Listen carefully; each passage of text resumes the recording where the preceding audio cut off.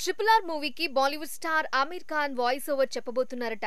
Triple R teaser కి Cherry, Tarak voice over చెబితే వీళ్ల పాత్రలను పరిచయం చేసేలా ఆమీర్ ఖాన్ వాయిస్ ఓవర్ చెప్పబోతున్నారని తెలుస్తోంది. ట్రిపుల్ ఆర్ తెలుగు వర్షన్ కి మాత్రం Tollywood megastar Chiranjeevi voice over చెప్పబోతున్నారట.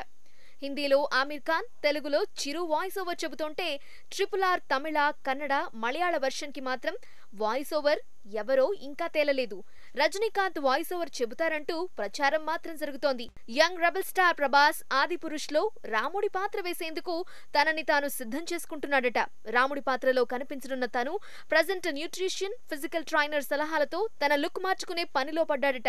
లో బడ్జెట్ మూవీలకు జీఎస్టీ రియంబర్స్మెంట్, అలానే థియేటర్ల విద్యుత్ సమస్యలు, షోలు పెంచుకునే వీలు, ఇలా సినీ పరిశ్రమకు తెలంగాణ ప్రభుత్వం చాలా వెసులుబాటులు ప్రకటించడంతో హర్షం వ్యక్తం చేసింది టాలీవుడ్ సినీ పరిశ్రమ. ముఖ్యంగా సూపర్ స్టార్ మహేష్ బాబు, చిరు, నాగ్ ఇలా స్టార్ హీరోలు ప్రభుత్వానికి కృతజ్ఞతలు తెలిపారు. టాలీవుడ్ హిట్ మూవీ భాగమతి హిందీలో రీమేక్ అయింది. దుర్గావతిగా సేమ్ డైరెక్టర్ ఈ సినిమాను పూర్తి చేశారు.